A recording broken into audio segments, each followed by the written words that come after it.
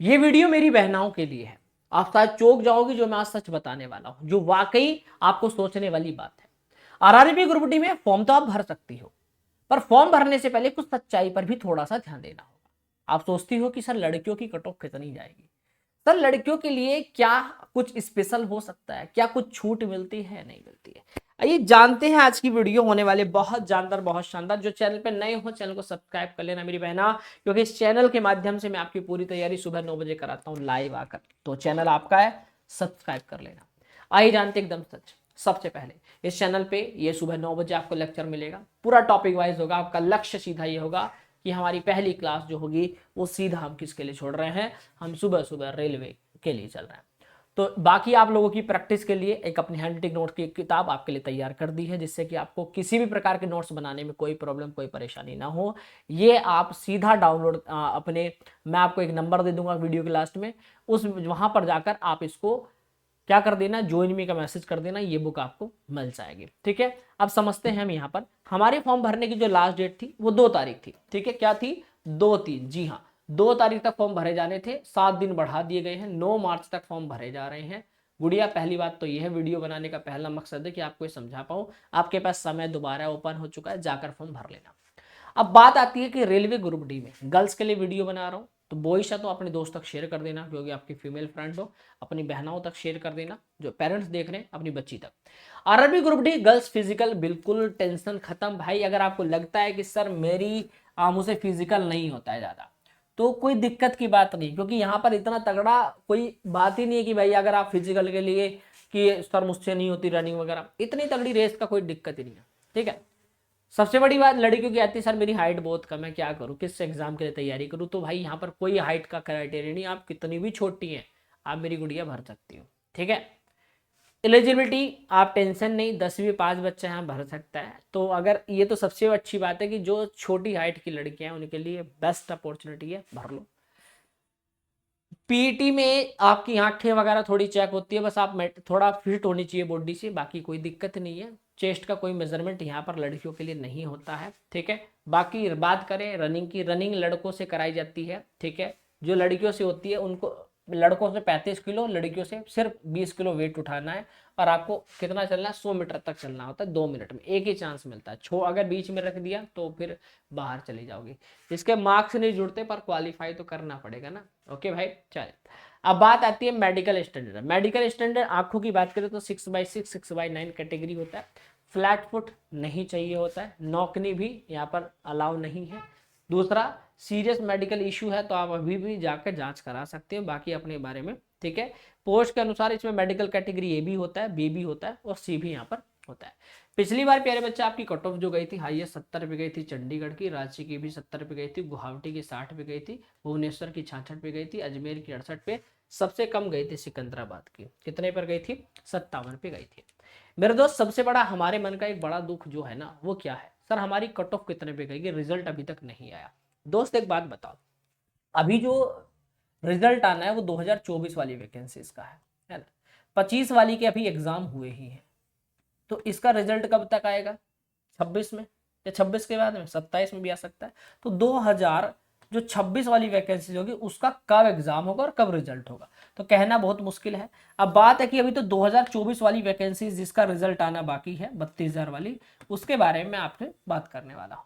ये आंखों का धोखा है, ये प्यार की नौका है नहीं मेरे भाई, प्यार की नौका है ही नहीं।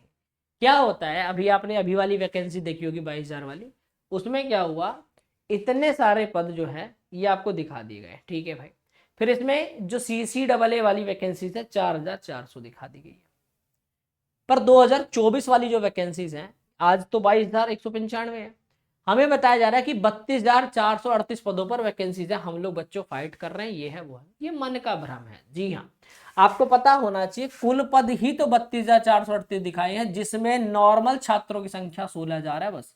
50% तो नॉर्मल स्टूडेंट है और 50% कौन है, रिजर्व कोटा वाले। अब बताओ, 16,000, तो कहने का मतलब है जो नॉर्मल बच्चे फाइट कर रहे हैं वो कितने, यानी कि जो 1 लाख बच्चा 1 करोड़ बच्चा है, 1 करोड़ बच्चा 32,000 पोस्ट पे फाइट नहीं करा उसने। अब आप कहोगे सर कट ऑफ हाई क्यों जा रही है, क्यों क्यों कह रहे हैं कि हाई जा रही है, रीजन है भाई, हम ये सोच के बैठे कि 32,000, 32,400, 32,000 नहीं बढ़िया, 16,000 नॉर्मल छात्र थे। 16,000 तो रिजर्व कोटा है, जिसमें CCAA हो गया, VI हो गया, LD हो गया, HI हो गया, MD हो गया, एक्स सर्विसमैन हो गया, इन सभी श्रेणी के 50% लोग हैं, बताओ। और नॉर्मल भी 50%। अब बताओ, नॉर्मल स्टूडेंट 16,000 है। तो कहने का मतलब है आपको ये समझना पड़ेगा, 2019 में आपको पता है ग्रुप वाइज कट ऑफ लगती थी। ग्रुप ए की कट ऑफ लगी थी 97 पर, और ग्रुप बी की लगी थी 70 पे। कितने का गैप है? 13 का। सोचो उस टाइम 1 करोड़ फॉर्म भरे गए, आज 32,000 वाली में भी 1 करोड़ भरे गए। पर सोचो उस टाइम 1 लाख वैकेंसी थी 2019 में, तब 13 का गैप आया था, 13 मार्क्स का, है ना। जब 1 लाख वैकेंसीज पे इतना अंतर था, तो आज तो 32,000 थी, और 32,000 में भी आप देखो सिर्फ 16,000 नॉर्मल स्टूडेंट है। तो आपको क्या लग रहा है इस बार भयानक होगा भाई? 2019 में 1 लाख पद होने, तब 1 लाख थे, तो आज से 32,000 से तो 3 गुना वैकेंसीज हैं। तब आपको यहाँ पर 13 नंबर का गैप आपको देखने को मिल गया। तो इस बार अगर आप सोच रहे हो, खेल बदलने के 4 ही पॉइंट है। एग्जाम पैटर्न, स्तर में वृद्धि, नॉर्मलाइजेशन, क्योंकि भाई आपके रो स्कोर मैटर करते हैं, बिल्कुल करते हैं, रो स्कोर की बात कर रहा हूं, पर नॉर्मलाइजेशन के बाद कितने मार्क्स बढ़ जाए और कितने घट जाए कोई कह नहीं सकता। तीसरी चीज होती है एप्लीकेंट, भीड़ और उनकी उपस्थिति। चौथा है शिफ्ट की कठिनाई, शिफ्ट कैसी थी मेरे भाई, क्योंकि अगर हार्ड शिफ्ट है तो भाई उसके अकॉर्डिंग ही भाई सब क्या होगा, स्कोर घट भी सकते हैं, ठीक है। अब बात आता है संभावित सेफ स्कोर क्या होना चाहिए कम से कम। अगर आप 65 से 75 के बीच ले जा रहे हैं, या 75 से ऊपर ले रहे हैं, तो आप सेफ हो भाई।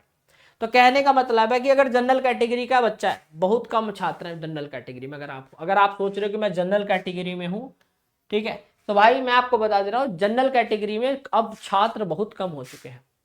जनरल से ऊपर तो अब ओबीसी की भी कट ऑफ जा सकती है, कुछ कहा नहीं जा सकता। पता क्यों? जितने भी जनरल थे वो कहां पहुंच गए, अधिकतर ईडब्ल्यूएस बनवा लिया सबने।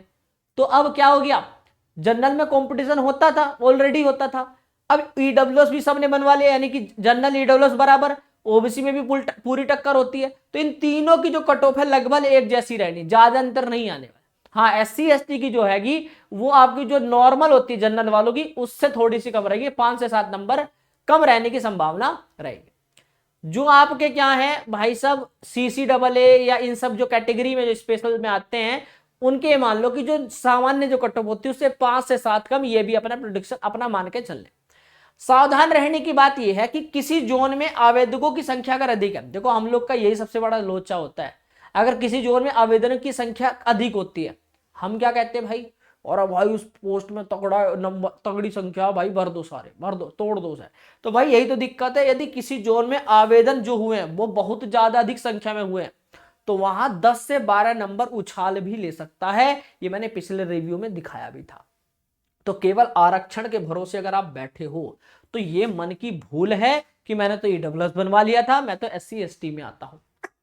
डिपेंड ये भी करेगा कि जिस कैटेगरी में, जिस जोन में आपने फॉर्म भरा है, भाई जिस जोन में आपने फॉर्म भरा है उस जोन में वैकेंसीज कितनी थी और कितने बच्चों ने फॉर्म भरा, ये भी डिपेंड करेगा। तो जनरल वाला बच्चा अगर स्कोर ले रहा है तो 68 से 75 के बीच वाला सेफ है, ओबीसी 65 से 72 तक, SC ST 60 से 68, ST 55 से 62 और ईडब्ल्यूएस 63 से 70। तो भाई डिपेंड करता है, मैं फिर समझा रहा हूं, पेपर कट ऑफ डिपेंड करती है पेपर के डिफिकल्टी लेवल पर, नंबर ऑफ वैकेंसीज, नॉर्मलाइजेशन और जोन वाइज कंपटीशन। तो भाई कहने का मतलब है कि हम कोई फिक्स कह नहीं सकता कि कितने पर कट ऑफ जाएगी, पर बात यह है कि डिपेंड करेगा कि उस जोन में कितने फॉर्म भरे गए।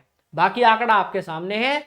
जो बच्चे ये है कि सर मैं क्या फिजिकल के लिए तैयारी करूं या नहीं, देखिए भैया समय कहां लगाना है पहले चीज ये डिसाइड कर लो। हम लोग वेट क्या करें, रिजल्ट कब आएगा, या रिजल्ट में कितने नंबर बढ़ सकते हैं, सर कट ऑफ कितने में जा सकती है, हम लोग इस चीज के पीछे पड़ रहे हैं। तो कट ऑफ की वीडियो या ग्राउंड पर घंटे समय बर्बाद करने का फायदा नहीं है, क्योंकि इतनी तगड़ी यहां पर रनिंग नहीं कराई जा रही है। आपको पता है साल में 5 से 7 वैकेंसीज आती है और एग्जाम भी हो रहा है रेलवे में। तो आपको पता है अब ALP के भी फॉर्म भरे गए, अब टेक्नीशियन के भरे जाएंगे, ठीक है, ALP टेक्नीशियन, उसके बाद NTPC भरा जाएगा, पैरामेडिकल भरा जाएगा, फिर ग्रुप D आएगा, उसको भरा जाएगा। तो यार लगातार जब वैकेंसीज आपको देखने को मिल रही है, सेक्शन कंट्रोलर हो गया, जब लगातार वैकेंसीज आप देखने को मिल रही है तो आप एक जगह क्यों रुक रहे हो, सिर्फ कट ऑफ के चक्कर में पड़े हुए, रिजल्ट आ जाए तो मैं करूं, अरे तो क्या, अगर आ गया, जो तुमने कर दिया करके आए वो तो हो गया ना। अब जितना भी रिजल्ट आएगा आप देखोगे तो नंबर आ गया, गोल्डन चांस है, नहीं तो आगे भी टारगेट करो ना यार, सिर्फ ग्रुप डी में ही बैठे रहना है जिंदगी भर। एनटीपीसी, एएलपी आगे सोचो। तो रेलवे के जो अगले एग्जाम है उनकी तैयारी पर फोकस करो, सिर्फ एक जगह रुककर रिजल्ट का वेट करना मूर्खता है मेरे भाई। और अगर आप अभी से घंटों बर्बाद कर रहे हो और ग्राउंड में जाकर, तो बेकार है। टाइम मिलेगा, रिजल्ट आने के बाद भी टाइम मिलेगा तुमको, तो कम से कम 20-25 दिन मिलेगा, आराम से नॉर्मल वॉक करोगे तब भी आप कर लोगे मॉर्निंग में जाकर, ठीक है। तो हाइट की टेंशन नहीं है लड़कियों को। दूसरी बात, फिजिकल के लिए डेली अगर आप सुबह उठ, देखो अगर आपको लग रहा है कि मेरा स्कोर अच्छा है तो मॉर्निंग वॉक कर लो, इतना ही बहुत है, ठीक है। नहीं भी करोगे अभी कोई दिक्कत नहीं है। सीबीटी स्कोर सबसे इंपॉर्टेंट है भाई। तो कहने का मतलब है मेडिकल वगैरह थोड़ा सा एक बार करा लेना अपना, जिससे कि बाद में दिक्कत ना हो। बाकी लड़कियों के लिए जो बेस्ट पोस्ट होती है, ठीक है, जो हेल्पर वाली है वो तो ठीक है, असिस्टेंट ट्रैक मैकेनिक ये बिल्कुल मत करना, असिस्टेंट लोको सेट ठीक है, और हॉस्पिटल वाली ठीक है। बाकी टेंशन फ्री रहो, मस्त रहो, अपना स्कोर पर ध्यान दो। जो नए बच्चे हैं इस बार भी भाई अच्छा स्कोर मैं इस चैनल पे प्रैक्टिस करा रहा हूँ, जिससे कि आपका रीजनिंग में पूरी हेल्प कर पाऊँ। बाकी थैंक यू सो मच, नए जुड़े हो चैनल को सब्सक्राइब कर लेना, क्योंकि इस चैनल पे सुबह 9 बजे आपकी तैयारी कराई जाती है। सभी को नमस्कार, राधे राधे।